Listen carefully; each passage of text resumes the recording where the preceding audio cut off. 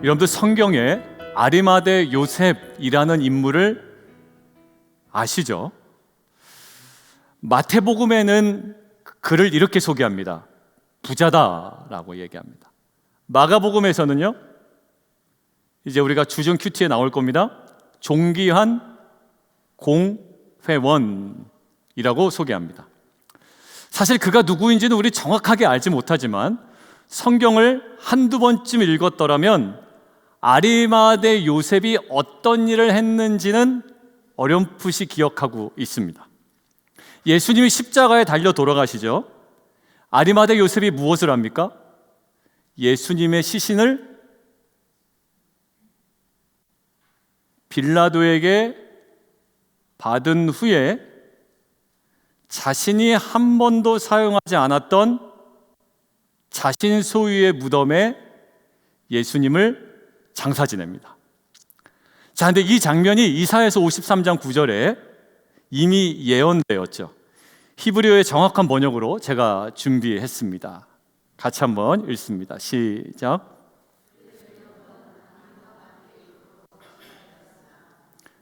죽음에 있어서 부자와 함께 있다. 700년 전에 이미 예언된 말씀인데요, 아까 아리마대 요셉이 어떤 사람이라고요? 부자였대요. 부자였던 아리마대 요셉을 통해 이 말씀이 성취된 겁니다. 자, 이러한 성경적 배경을 가지고 다음 이야기를 진행해 보도록 하겠습니다. 이제부터는 픽션입니다. 예수님이 십자가에 돌아가신 다음 날 아리마대 요셉은 장사를 지내놓고 한 친구를 만납니다. 근데 친구가 아리마대 요셉을 쳐다보면서 이해할 수 없다라는 표정으로 다그치며 이야기를 합니다. 자네 미쳤는가? 그렇게 비싼 돈 들여 새로 단장한 무덤을 남에게 내어주다니 말이야. 이때 아리마대 요셉이 이렇게 얘기합니다.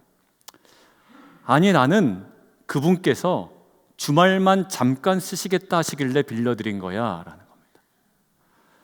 근데 실제로 그 무덤은 얼마 동안만 사용됐습니까? 주말만 사용됐습니다. 3일 동안 계시고 3일 후에 안식 후 첫날 빈 무덤이 됩니다. 여러분들, 친구와 이 아리마대 요셉과의 대화는 사실 그냥 농담이죠. 그렇지만 이 농담은 복음이 왜 우리에게 기쁜 소식이 될 수밖에 없는지를 아주 정확하게 보여주는 하나의 사건이라고 저는 생각이 듭니다. 죽음의 비극은 잠시였습니다. 그러나 죽음은 벅찬 승리를 위한 준비였음을 우리에게 보여줍니다.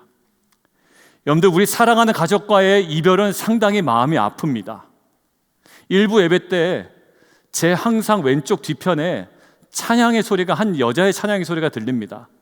누구냐면 저희 둘째 딸 소리입니다. 둘째 딸이 나름대로 찬양을 크게 합니다. 그래서 이쪽에 항상 소리가 들려요. 그런데 지금 지난주에 교환학생으로 한국을 갔잖아요. 이쪽에서 이제 그 소리가 안 들리는 거예요. 그래서 마음이 괜히 보고도 싶고 생각도 납니다. 그런데 여러분들, 지금 5개월 있다 돌아올 딸을 생각해도 그런 마음인데요, 우리가 이 땅에서의 죽음으로 이별하는 가족들과의 그 모든 이별의 아픔은요 굉장히 슬픕니다. 그런데 확실한 것은 그 죽음이 우리에게 약속된 부활을 경험하기 위한 소중한 첫걸음이자 관문이라는 거예요.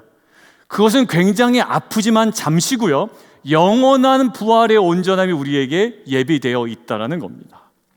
여러분들, 우리는 2월 한 달간 이렇게 우리가 예배를 드리고 있습니다. 함께 보실까요? 더 깊고 풍성한 은혜의 지경으로 라는 제목으로 우리가 첫 주에는 성육신의 은혜, 두 번째는 십자가의 은혜, 그리고 오늘은 부활의 은혜에 대해서 우리가 함께 묵상합니다. 고린도전서 15장은요 부활장입니다. 그래서 오늘 고린도전서 15장을 통해 예수의 부활을 통해 우리가 누려하는 것이 무엇인지, 또 그 은혜는 실제로 우리에게 어떤 것인지를 함께 나누는 시간 되기를 원해요. 그래서 우리의 삶의 부활의 중심성이 회복되고 역동적인 신앙으로 우리가 변화되어지는 귀한 시간이 되기를 주님의 이름으로 축원합니다. 오늘 세 가지인데요. 첫 번째 함께 읽도록 하겠습니다. 시작.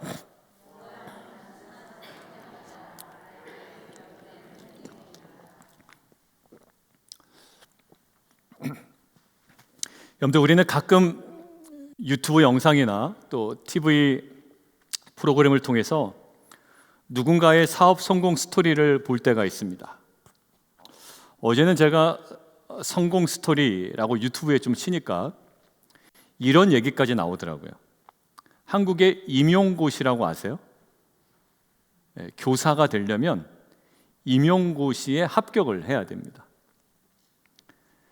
임용고시 합격자 발표를 보던 한 자매가 아빠와 핸드폰으로 확인을 하고 있는 거예요.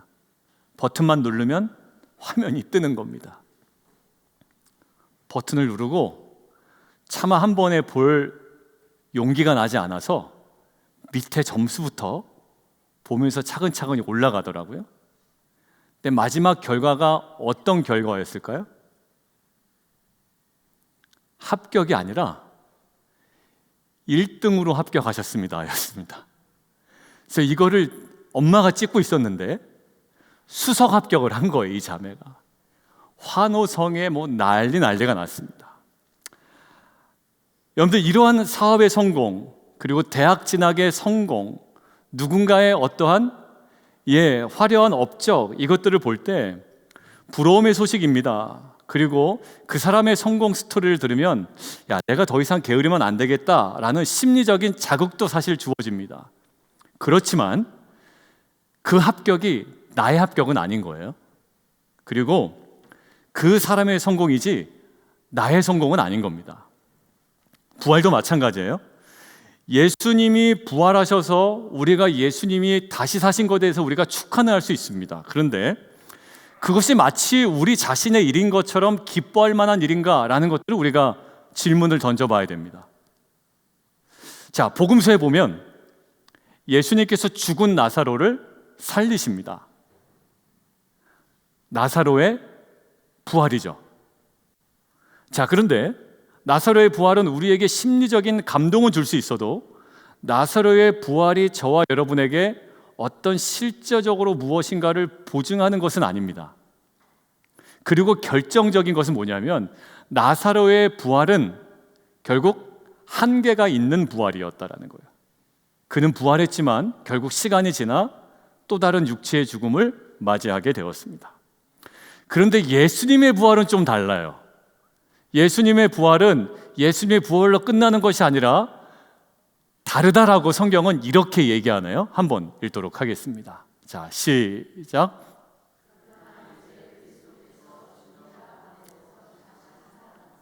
잠자는 자들의 첫 열매가 되셨도다. 아담 안에서 모든 사람이 죽은 것 같이 그리스도 안에서 모든 사람이 삶을 얻으리라. 그러나 각각 자기 차례대로 되리니 먼저는 첫 열매인 그리스도요, 다음에는 그가 강림하실 때에 그리스도에게 속한 자요. 자, 예수님의 부활을 무엇이라고 표현합니까? 첫 열매라고 표현하죠.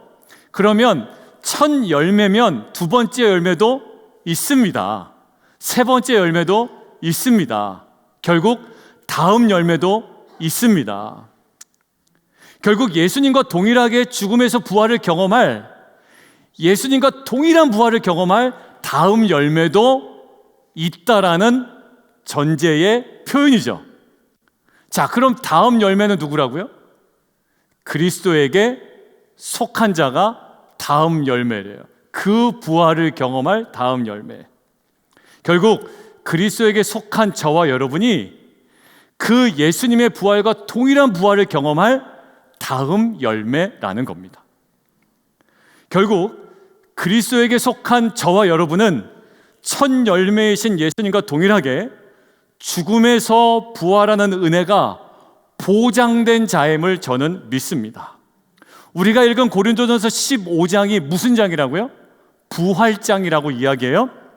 그런데 부활장이라고 하기에는 오늘 15장에 읽었던 51절과 52절에도 동일하게 이렇게 되어 있습니다. 함께 읽도록 하겠습니다. 시작. 잠잘 것이 아니요 마지막 나팔의 순식간에 호련히 다 변화되리니 나팔 소리가 남에 죽은 자들이 썩지 아니할 것으로 다시 살아나고 우리도 변화되리라. 여러분들, 순식간에 호련히 죽은 자들이 어떻게 된다고요? 다시 살아나고 변화될 거래요. 여러분들, 저와 여러분이 어떻게 된다고요? 죽은 자 가운데서 다시 살아난다고요. 여러분들, 저는 그 작년에 김자현 권사님 이렇게 마지막에 보면서 그 제가 음성 녹음했던 거 한번 들려드렸잖아요. 목사님, 뜨는 해도 아름답지만 지는 석양은 더 아름다워요. 그리고 죽음은 영생을 향한 하나님의 축복이에요. 라는 거예요. 여러분들, 이것이 그리스도 안에 있는 자의 부활신앙에 보증된 확실한 신앙 고백인 줄 믿습니다. 여러분들, 나사로의 부활과 예수님의 부활은 부활이라는 점에서는 공통적인 부분이 있어요. 물론 다시 살아났기 때문에. 그런데 나사로의 부활은 나에게 어떤 것도 보장할 수 없는 잠시 동안의 부활이었는데요, 그러나 예수님의 부활은 뭐래요? 그것이 첫 열매가 된대요. 예수의 부활은 우리가 예수님 부활에 서서 축하해 줘야 되는 부활이 아니라 예수의 부활은 첫 열매가 되어 이제는 그리스도에게 속한 저와 여러분에게도 동일하게 보장된 은혜임을 믿습니다. 여러분들, 우리 믿음으로 서로 고백할까요? 우리 앞뒤 좌우에 계신 분들, 우리는 첫 열매이신 예수님처럼 죽음을 이기고 부활할 겁니다. 이렇게 함께 고백하겠습니다.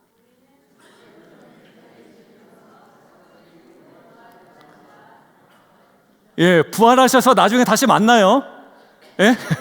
제가 1부 예배 때는 우리 부활해서 다시 파운데이션에서 만나자고 제가 그랬어요. 저희 딸 얘기해서 죄송합니다만 한국에 갔잖아요. 자꾸 전화하니까 저희 누나가 그래요. 재영아, 너 그러다가 한국 오겠다. 뭐 이렇게 전화를 자주 하냐고 그래요. 그러니까 저희 처남이 오늘 교회 오다가 얘기를 하더라고요. 누나, 내가 돈 줄 테니까 누나도 와. 내가 비행기 티켓 끊어줄게.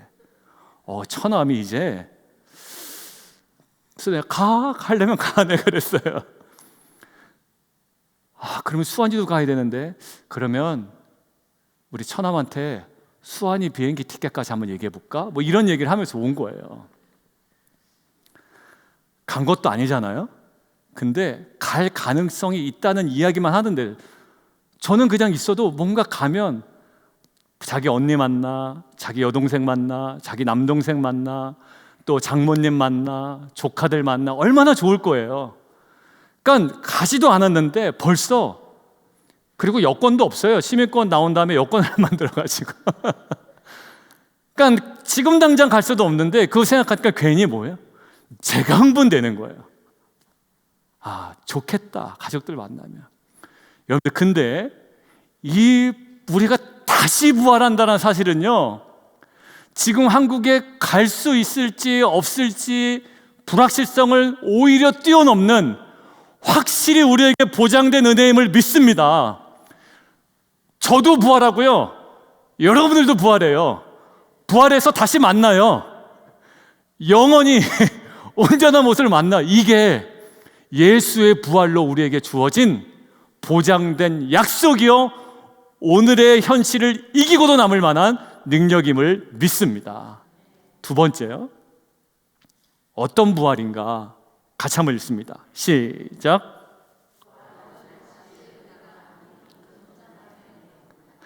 자, 우리 권사님 한번 대답해 주세요. 장로님, 권사님 장로님들 대답해 주세요. 10대로 다시 돌아가실래요? 안 돌아가실래요? 누가 어느 분이 돌아가시고 어느 분이 안 돌아가신다. 다시 10대로 돌아가실 거예요? 안 돌아가실 거예요? 안 들어가요? 여러분들, 제가 몇 분한테 여쭤봤어요. 예전 공동체에 있을 때부터 10대 사춘기 시절로 다시 돌아가고 싶냐고. 다시 살 수 있잖아요. 그런데 100%는 아니지만 많은 분들이 돌아가지 않겠다라고 얘기하시더라고요. 왜냐고 물어보니까요, 첫 번째, 다시 돌아가서 그 너무나도 힘들고 정리 안 된 사춘기 시절을 겪고 싶지 않대요. 물론 내가 다 알고 돌아가면 상관없어. 알고 돌아가면. 근데 그런 법은 없잖아요. 정리되지 않은 다시 사춘기 시절을 겪고 싶지 않다. 두 번째는 다시 돌아간들 잘할 자신이 있다 없다? 네, 없다라는 거예요. 자, 다시 보세요. 다시 돌아간들 잘할 자신 없다라는 거죠. 중요한 게 뭡니까? 다시가 중요합니까? 아니죠. 우리의 인생에 있어서 다시보다 더 중요한 게 있어요. 그 사람에게 아무리 다시 또다시 기회를 준들 그 실패를 계속 반복하면 오히려 실망과 절망의 골은 더 깊어진다고요. 다시가 중요한 게 아니라 더 중요한 것이 있어요. 뭘까요? 온전함이 중요해요. 여러분들, 결국 우리에게 보장된 부활은 한 번 더가 아니에요. 뭘까요? 온전해지는 겁니다. 기억하세요. 우리에게 주어진 부활은 한 번 더의 중요한 방점이 있지 않아요. 온전함의 방점이 있는 거예요. 어디에 그런 말씀이 있냐고요? 자, 함께 보겠습니다. 시작.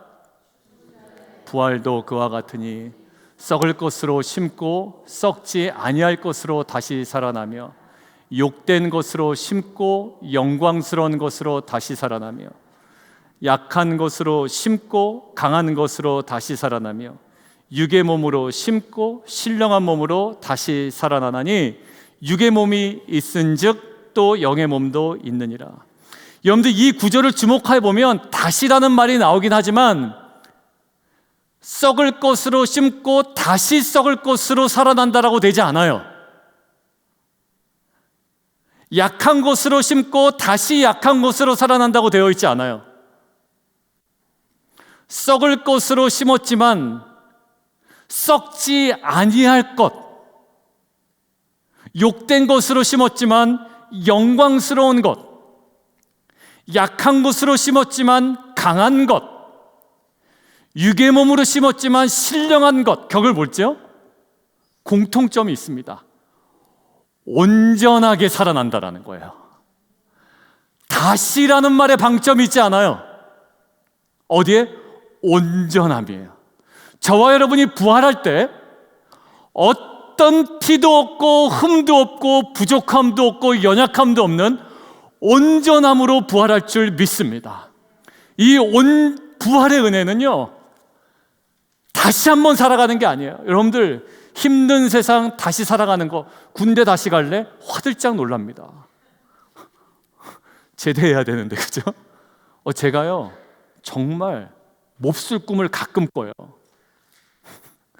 우리 양재락 집사님과 제가 같은 부대에 있었거든요. 물론 군대 선배입니다. 그 군번이 수기사 맹호부대. 근데 제가 맹호부대 다시 들어가는 꿈을 딱 2번 꿨어요. 근데 기분이 깨끗하지가 않더라고요. 여러분들, 다시라는 것은요, 불완전한 상태에서 다시는 너무 힘들어요. 근데 뭐예요? 이 부활이 주는 놀라운 은혜는 뭐냐면 온전함이라는 거예요. 썩어지고 약하고 욕된 모습이 해결되지 않으면 다시 산들 뭐가 좋겠어요. 그런데 우리에게 보장된 부활은 단순한 다시가 아니라 온전함의 은혜인 줄 믿습니다.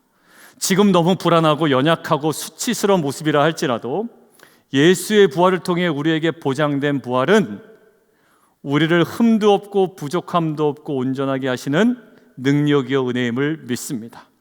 그 은혜를 보장받은 자로 당당하게 살아가는 저와 여러분 되시기를 주님의 이름으로 축원드립니다. 자, 2번째까지가 무슨 내용이었냐면 부활은 우리에게 보장된 은혜다.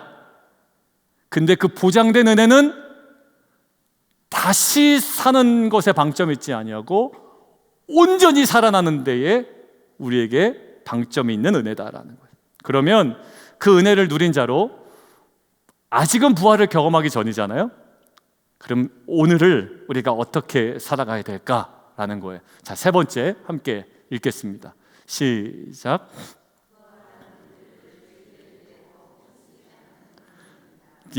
사도 바울은 오늘 58절에 우리를 온전하게 하는 보장된 부활의 은혜를 누린 자로 이렇게 살아야 돼 라고 이야기합니다.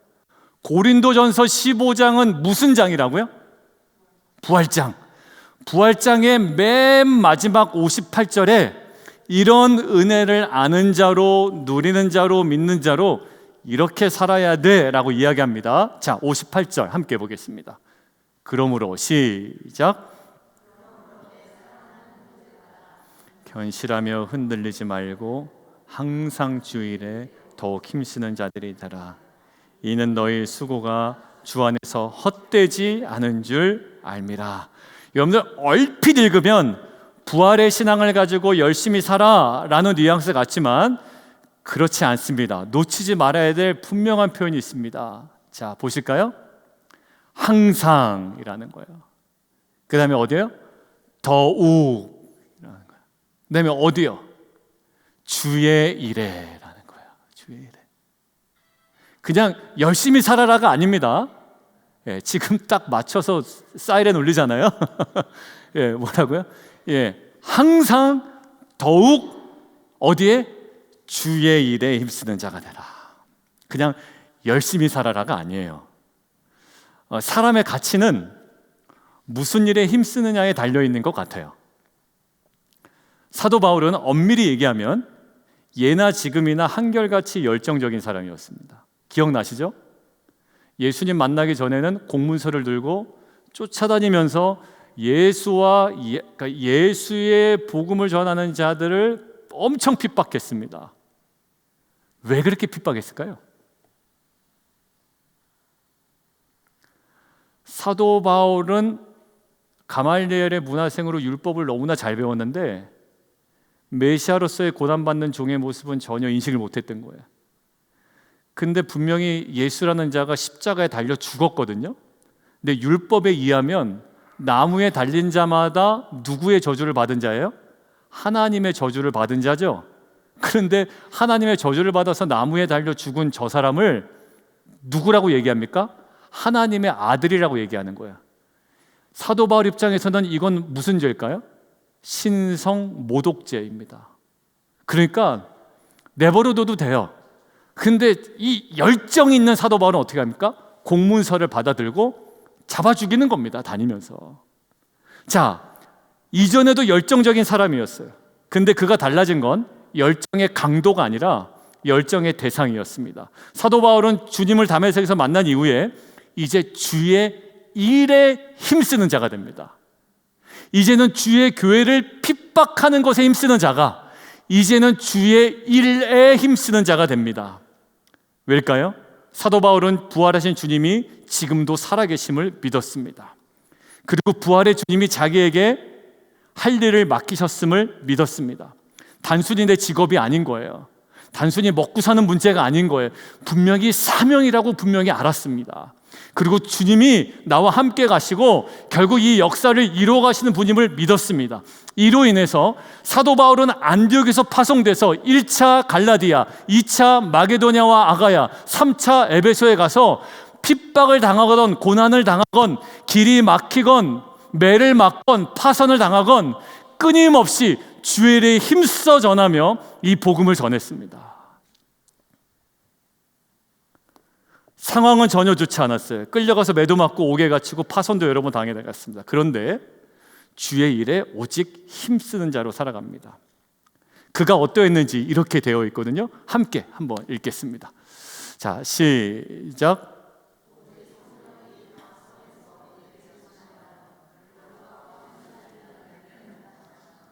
내가 달려갈 길과 주 예수께 받은 사명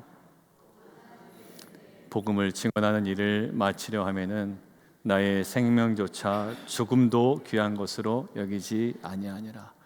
여러분들 예루살렘으로 들어가면 결박과 환란이 기다리는 사실을 이미 알고 있었습니다. 성령의 음성을 통해. 그러면 피하라는 음성인가 보다라고 생각할 수도 있잖아요. 그런데 들어갑니다. 로마로 가면 죽음을 당할 수 있다는 사실을 압니다. 그런데 사도 바울은 주 예수께 받은 사명, 그 주의 일에 항상 그리고 더욱 힘쓰는 자로 살아가게 됩니다. 돈을 벌기 위해 힘쓰는 자가 되십시오. 그렇지만 그 돈을 버는 일이 주의 일이 되기를 우리는 또 더욱 힘써야 합니다. 그리고 그것이 주의 일임을 확신한다면 어디든 가십시오. 어디든. 한국에 가시던 타주로 가시던 다 괜찮습니다. 빛과 소금 교회 안 계셔도 됩니다. 단 이것이 주의 일이라는 확신만 있다면 어디든 가십시오. 빈들에도 가시고 높은 산에도 가시고요, 거친 들에도 가십시오. 결국 사도 바울은 좋은 환경으로 가지 않았습니다. 거기 살기 좋대. 아니요, 가는 곳마다 사실 어려웠습니다. 사도 바울이 갔던 분명한 이유는 부활신앙이 그의 인생의 중심에 자리 잡고 있었기 때문입니다. 그래서 항상 더욱 주의 일에 힘쓰는 자였습니다. 아니면 움직이지 않는 거죠. 아니면 섣불리 내가 결정하지 않는 거죠. 그리고 주의 일을 내가 발견하는 거죠. 여러분들, 이 부활신앙과 그 은혜가 2024년 제자 되고 제자 삼는 교회 사명을 감당하는 우리 모두의 능력이 되기를 주님의 이름으로 축원드립니다. 그리고 부활신앙이 우리에게 충만하여 세상의 가치에 끌려가지 아니하고 하늘의 소망으로 이제는 우리가 말이죠, 세상을 오히려 주도해가고 세상을 변화시키는 빛과 소금의 사명을 감당하기를 주님의 이름으로 축원합니다. 자, 말씀을 이제 좀 마무리해가며 한 목사님의 이야기를 나누고 좀 정리하도록 하겠습니다.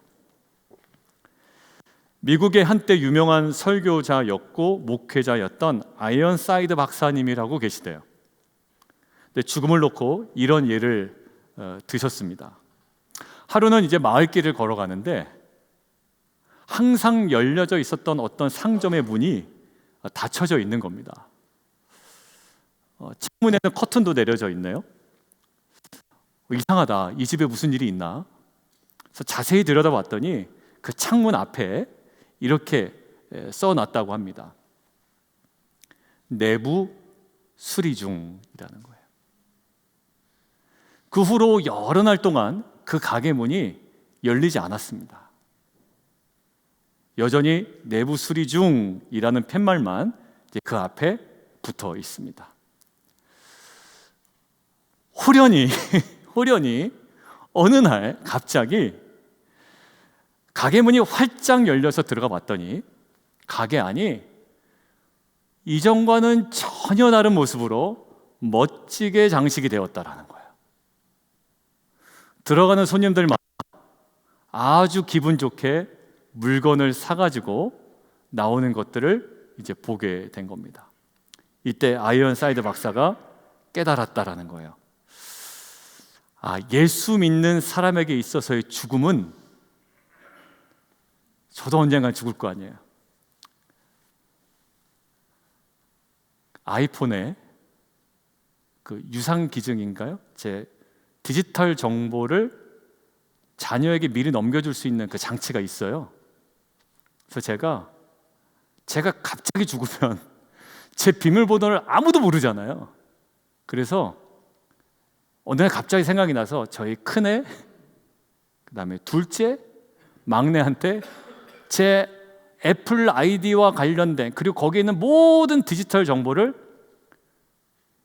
제가 죽으면 그들이 열람할 수 있도록 권한을 부여했습니다. 그러니까 그게 얘네들한테 문자로 간 거예요. 뭐야? 이렇게 오는 거죠. 걔들이 이게 뭐 하는 거냐요. 아빠가 언제 죽을지 모르잖아. 그때 니네들이 이걸 가지고 다 해결해 줬으면 좋겠다라고 이야기했어요. 죽습니다. 뭐 죽을 것처럼 생각이 안 되지만 결국 죽어요. 한 번은 죽는데요, 결국 예수 믿는 사람에게 있어서의 죽음이란 내부 수리중과 같다라는 거예요. 문 딱 닫아놓고 더 이상 열릴 것처럼 안 보여요. 저거 폐업하나 보다, 끝났나 보다 라고 하는데, 주님이 재림하실 때 우리의 몸이 그 주님의 몸처럼 영화롭게 변화되는 날이 반드시 올 거예요. 이것은 우리에게 보장된 은혜입니다. 여러분들, 그날이 오면 우리 먼저 가신 우리의 부모님들, 우리 사랑하는 김자현 권사님도, 그리고 저의 장인어른도 영광스러운 모습으로 주님과 함께 하나님 나라에 우리가 함께 입성할 겁니다. 여러분들, 우리는 감히 그 온전함이 어떤지를 몰라요. 근데 이것이 그리스도 안에 있는 자들에게 주어진 보장된 이 온전함의 은혜입니다. 찬양 가사를 하나 소개할 거예요. 어노인팅에서 한 목사님이 직접 작곡, 작사하신 곡이에요. 제가 불러드리진 않고 가사만 제가 좀 낭독해 드리도록 하겠습니다. 영원한 시간을 빚으시고 영원한 생명을 놓으신 주, 한낱 숨결 같은 세월을 딛고 당신의 오심을 기다리네. 수많은 별들을 만드시고 수많은 생명을 품으신 주, 한낱 숨결 같은 세상을 넘어 당신의 오심을 기다리네. 주와 내 영혼이 서로 마주할 그때에 근심의 옷을 벗고 영원을 살리. 주와 내 영혼이 서로 마주할 그때에 고뇌의 옷을 벗고 영원을 누리리. 지금 이 세상에 살면서 여러 가지 상황으로 고통당하고 있거나 또 몸에 있는 질병을 가지고 씨름하고 있는 우리 성도님이라 할지라도 예수의 부활을 생각하며 그 부활을 바라볼 때마다 그날이 되면 나는 예수님처럼 완전한 몸을 입고 영원토록 사는 온전한 하나님 나라의 백성이 될 것이다 라는 소망이 오늘 경험하는 모든 어려움들을 이기고도 남는 놀라운 능력이 될 줄 믿습니다. 우리 모두는 부활을 통해 완성될 영원한 존재, 영광스러운 존재라는 사실을 절대 잊어서는 안 됩니다. 지금 우리의 모습과는 전혀 비교할 수 없는 영광스러운 존재로 우리를 다시금 살리실 겁니다. 그러므로 날마다 예수님의 부활을 묵상합시다. 그리고 우리 자신이 부활할 그날을 늘 생각하며 늘 떠올리며 그것들을 소망으로 붙들고 나아가는 저 여러분 되기를 주님의 이름으로 축원합니다. 그럴 때마다 우리는 이 세상 가운데 죽음을 감당하는 강한 자와 승리하는 자로 살아갈 줄 믿습니다.